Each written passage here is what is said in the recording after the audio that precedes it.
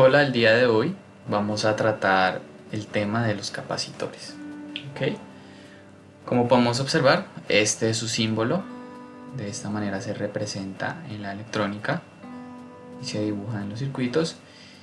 Y más o menos de esta manera es como se ve un capacitor físicamente. Este es un capacitor electrolítico, no es la única manera en la que físicamente se ve. Existen también los capacitores cerámicos que parecen unas lentejas. ¿Qué es un capacitor? Bueno, generalmente el almacenamiento de la energía pues es muy importante para el funcionamiento de diferentes dispositivos. Podemos observar, digamos, el uso de un celular. El celular necesita una batería para poder funcionar y que no esté conectado a la corriente todo el tiempo. Un radio tiene pilas, el cual le proporciona la energía necesaria al radio para que pues pueda recibir la señal de radio y el sonido que podemos escuchar. Todo básicamente inalámbrico necesita batería de algún tipo. Este es el fundamento principal, cómo funciona un capacitor. Que bueno, el capacitor también es conocido como un condensador y es un dispositivo capaz de almacenar energía a través de campos eléctricos. Esta parte de campos eléctricos es muy importante más adelante para entender cómo es que funciona y cómo es que él guarda la energía, cómo es que la almacena. No se podría directamente señalar que un capacitor es una pila o una batería, porque la pila puede almacenar energía para mucho tiempo, horas, incluso días, semanas. En cambio, el capacitor solamente puede almacenar energía para aproximadamente un segundo, 2 segundos, solamente unos pocos segundos puede almacenar energía. ¿Ok? Entonces, ¿cuáles son las partes del capacitor? ¿Qué consta? ¿Qué tiene un capacitor por dentro? El capacitor consta únicamente de dos placas metálicas conductoras y un dieléctrico en el centro. ¿Qué es un dieléctrico? Es un material aislante. Un material aislante pues es un material que no permite el movimiento de los electrones, que no permite que los electrones se muevan a través de él. Entonces, observando en esta sección, la parte positiva pues es la roja y la parte negativa es la azul. En este caso, el mismo capacitor nos enseña cuál es su parte negativa. Es la cinta, la patica que está en derecho de la cinta, que nos muestra que esto es negativo. Acá está el símbolo menos. Entonces, esta parte de aquí, de color azul, es esta extensión de acá, y la parte roja es esta extensión de aquí. Ahora, ¿qué sucede adentro? Adentro hay dos placas, una acá a este lado y otra a este lado, separadas por un dieléctrico, que es esto que se nos está mostrando acá, este dieléctrico. Estas son las partes de un capacitor y cómo funcionaría por dentro. Bueno, hablando un poco de historia, más o menos el primer acercamiento que se tuvo a lo que hoy se conoce como el condensador fue la botella de Leyden. Observándola un poco podemos ver la siguiente. Observemos esta sección de acá, esta parte de acá. Claramente podemos observar una lámina metálica y otra lámina metálica, pero hay algo en el centro, algo que lo está separando. En este caso es vidrio, porque es una botella. Este funcionaría como el dieléctrico, o sea, el aislante, que no deja que las placas se toquen, ni que produzcan un arco, ni que los electrones viajen de una placa a la otra. Esto es muy importante para las cargas eléctricas. Funciona de la misma manera. La placa de adentro sería la parte positiva. Podemos observar que tiene una cadena que se conecta a una barra de metal. Obviamente está sujeta por un corcho. Esto pues tiene que ser un material no conductor, igualmente, que lo sostenga, para que los electrones no se vayan a ir por otro lado. Entonces, aquí vamos a conectar la parte negativa o la parte positiva en este punto, y la parte de afuera, bueno, esta cadena obviamente está conectada, se ve, está tocando la placa metálica de adentro. Esa sería la parte positiva, y la parte de afuera sería el revestimiento, que sería la parte positiva del revestimiento externo. Podemos tomar un cable aquí y conectarlo a la barra de metal y otro cable conectado al revestimiento metálico y conectarlo a un LED. Podríamos generar luz por unos pocos milisegundos, puesto que la capacitancia de esta botella era casi cero, era muy pequeña. Bueno, es muy importante cómo funciona la carga eléctrica. Como se había dicho anteriormente, el capacitor es capaz de almacenar energía a través de campos eléctricos, pero para saber cómo es importante conocer cómo funcionan los campos eléctricos y las cargas eléctricas. Como sabemos, existen dos tipos de cargas eléctricas, las positivas y las negativas, y tienen sus diferentes vectores de fuerza, ¿verdad? O sea, sí, ¿cuál es la fuerza que ellos ejercen? ¿Hacia dónde va? ¿Hacia dónde se dirige? Podemos observar la positiva, que su fuerza va hacia afuera, se repele, va hacia afuera en dirección exterior. Cosa contraria que sucede con la carga negativa. Sus vectores de fuerza van hacia el centro, ella atrae. ¿Qué pasaría si uniéramos una carga positiva con una carga negativa, una carga eléctrica positiva con una carga eléctrica negativa? Podemos ver que como este vector de fuerza va hacia el exterior y este va hacia el interior, va a hacer que ambas cargas se unan, van a intentar unirse como un imán. También el imán consta de polos positivo y negativo. El positivo y el negativo siempre se unen. Polos iguales se repelen, polos diferentes se atraen. De la misma manera funcionan las cargas eléctricas. La positiva y la negativa se atraen. Dos positivas o dos negativas, respectivamente, se van a repeler. Listo. Esto es muy importante para conocer cómo funciona el capacitor.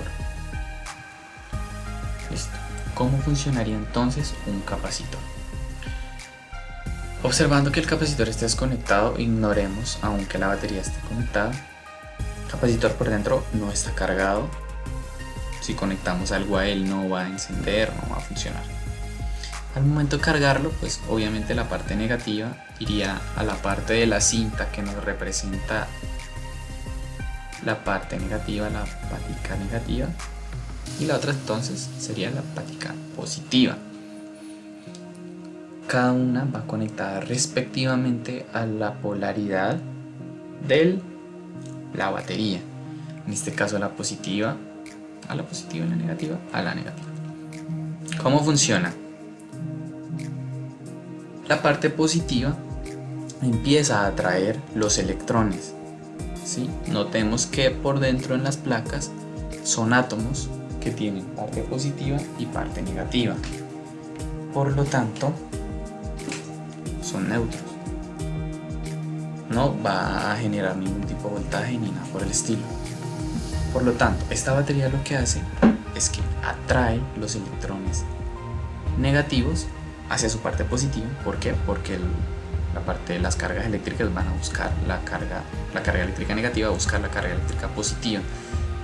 Entonces esta empieza a perder electrones, que es la carga negativa, que los electrones se van a ir acá hacia la batería. Ahora, ¿qué pasa con la parte negativa? Acá de la misma manera, ella en vez de atraerlos, lo que va a hacer es expulsarlos, porque los electrones que están en la parte negativa, sabemos que la batería, la parte negativa sería la carga negativa, van a ir todos estos electrones a buscar la parte positiva de los átomos de adentro. Entonces esto se va a sobrecargar de electrones y esta parte se va a descargar de electrones. Entonces aquí van a abundar los protones, solo protones, y neutrones, o sea la parte positiva, y en esta parte derecha va a abundar los electrones, o sea la parte negativa. Aquí podemos observar más claramente cómo funcionaría. En esta parte están las baterías. La parte positiva hará perder electrones, que son negativos, a la placa, por lo tanto esta se va a llenar de protones y neutrones, o sea positivo. Se va a cargar positivamente la placa A En el caso negativo, la parte negativa de la batería empezará a soltar los electrones que van a buscar los protones y los neutrones de la otra placa, por lo que esta se va a sobrecargar de electrones, o sea, la carga negativa. Al momento de desconectar la batería, supongamos que la batería ya no está, el capacitor va a quedar cargado, la placa A con protones y la placa B con electrones, o sea, carga positiva y carga negativa. El dieléctrico es muy delgado, puesto que su funcionamiento es que se mantenga la carga del capacitor intacta. Puede quedar cargado por mucho tiempo, puesto que están tan cerca que, como se había dicho anteriormente, los positivos y los negativos se atraen, pero el dieléctrico no va a dejar que se toquen, entonces constantemente van a estar intentando atraerse entre ellas, pero no lo van a lograr, evidentemente, porque el dieléctrico se los va a impedir. Esto es lo que va a producir que el capacitor esté constantemente cargado mientras no se le conecte nada que lo descargue. Vamos a andar ahora en la práctica de cómo funcionaría un capacitor para que quede más claro. ¿Sí? Entonces, como se ha dicho anteriormente, el capacitor almacenaba energía. Almacena la energía gracias a la distribución de cargas que produce una batería en sus placas, ¿verdad? Entonces, como podemos ver, al conectarlo no ocurre nada. ¿Sí? Ahora vamos a probarlo con la batería. Vamos a observar que el LED funciona correctamente. Volvemos a probar acá. ¿Esto qué quiere decir? Que está descargado. El capacitor en este momento no está almacenando ningún tipo de energía. Ahora vamos a cargar el capacitor. ¿Qué hacemos? Buscamos la polaridad negativa en ambos puntos. La pila, pues ya sabemos que es esta. Y la parte del capacitor negativo siempre es la línea. Esta línea demuestra cuál es su polo negativo. Las unimos. Ya, solo es cuestión de unirla un segundo, no necesita más tiempo. Y vamos a observar lo que sucede.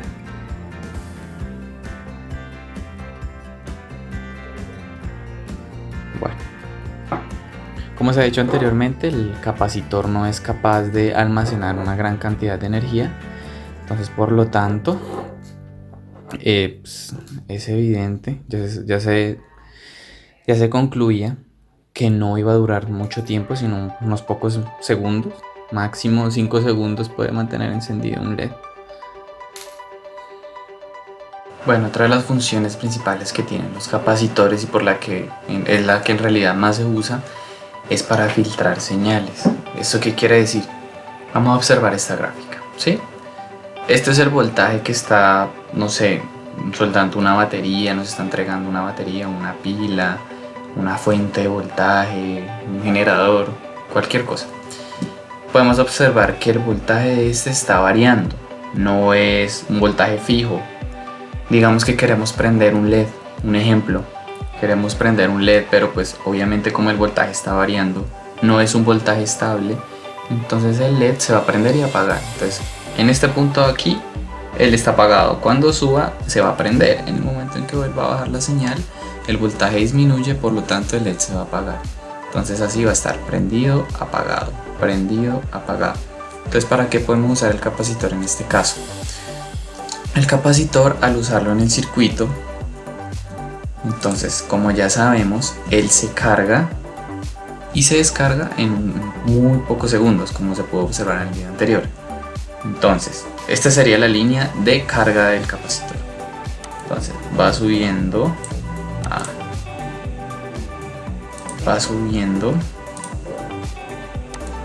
sube con la línea del voltaje. En este punto máximo, ¿qué sucede? El capacitor intenta mantener el voltaje, por lo tanto disminuye poco, y acá, como se vuelve a encontrar con la señal, vuelve a aumentar nuevamente. Sucede lo mismo, el capacitor sube el voltaje y lo vuelve a bajar, sube y lo vuelve. Así infinitamente, mientras la señal esté, pues, la señal del generador o de la batería esté constante. Si lo observamos de cierta manera, podemos borrar la línea de lo que está haciendo el voltaje, la fuente, y tranquilamente podemos observar que pues no es un voltaje continuo perfecto, pero es suficiente para que la luz del LED se quede encendida. No llega en ningún momento a cero, por lo tanto podemos usar el condensador en este caso para prender y dejar prendido.